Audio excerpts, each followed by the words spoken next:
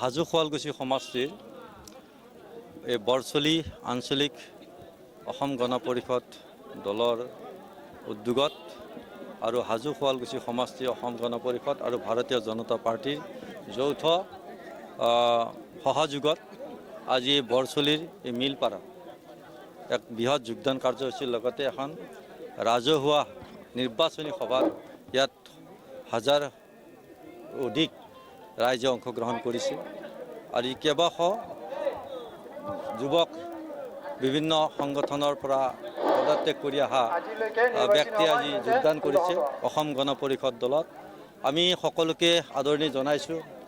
অসম গণ পৰিষদ দলৰ এই অঞ্চলটো বৰছলি অঞ্চলটো বঙলপাৰা অঞ্চলটো আগৰে পৰা এটা সবল ভেটি আছিল।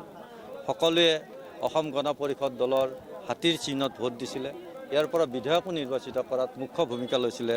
গতিকে এতিয়াও মানুহে অসম গণ পৰিষদ দলত ভোট দি যিটো আনন্দ পায় সেই কথাটোৱে আজি ইয়াৰ উপস্থিতিয়ে প্ৰমাণ কৰিছে। মাননীয় মুখ্যমন্ত্ৰী ডক্টৰ হিমন্ত বিশ্ব শৰ্মাদেৱৰ যি উন্নয়ন আৰু সুশাসন বৰছলি অঞ্চলত প্ৰতিফলিত হৈছে। এই অঞ্চল ব্ৰহ্মপুত্ৰৰ একেবাৰে ওচৰত অঞ্চল, ব্ৰহ্মপুত্ৰৰ শেষ। আমি ইয়াৰ পিছত গ'লে ব্ৰহ্মপুত্ৰই পাম, কিন্তু ইয়াত মাননীয় মুখ্যমন্ত্ৰী মহোদয়ে ইয়াত পকী দলং নিৰ্মাণ কৰিছে, ৰাস্তা ঘাট বনাই দিছে। 100% সংখ্যালঘু এৰিয়াত যি ধৰণে উন্নতি কৰিছে, যি ধৰণে উন্নয়ন কৰিছে, 60টা বছৰে কংগ্ৰেছে কিন্তু এই অঞ্চলৰ এটা শিলগুটিও পেলাব পৰা নাছিল। হয়, বোৱাৰী হাজোৰে হয় নে নহয় এই কথাটো ৰাইজে এতিয়া বিচাৰ কৰিছে। বিচাৰ কৰি গম পাইছে যে বোৱাৰীটো হাজোৰ নহয়। এই বোৱাৰীৰ আচলতে যিটো ঠিকনা নলবাৰী গল দীঘলা বুলি ৰাইজে বিচাৰ কৰিছে।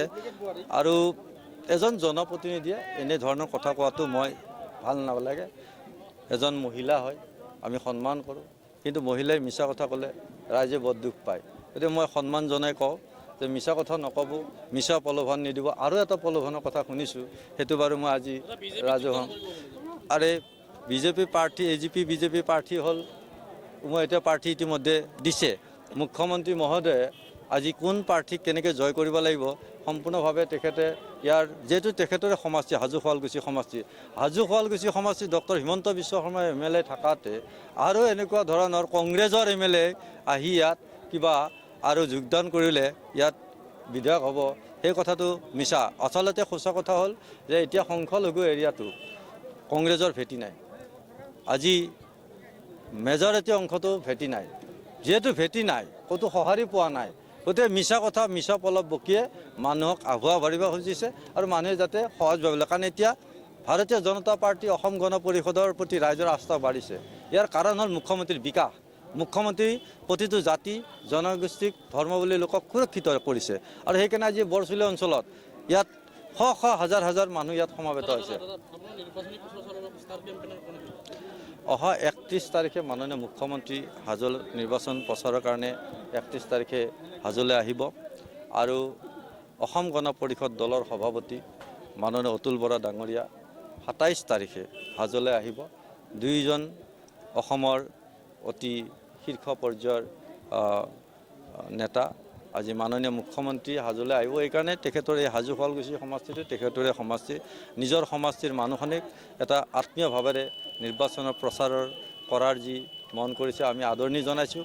আৰু মুখ্যমন্ত্ৰীৰ এই সভাত সকলো শ্ৰেণীৰ জনসাধাৰণে সহযোগ কৰি যোগদান উপস্থিত থাকি মুখ্যমন্ত্ৰীক সকলোৱে আশীৰ্বাদ দিয়াৰ কাৰণে মই আপোনালোকৰ জৰিয়তে মই যিকোনো খবৰ বিজ্ঞাপনৰ বাবে যোগাযোগ কৰক 7896121996।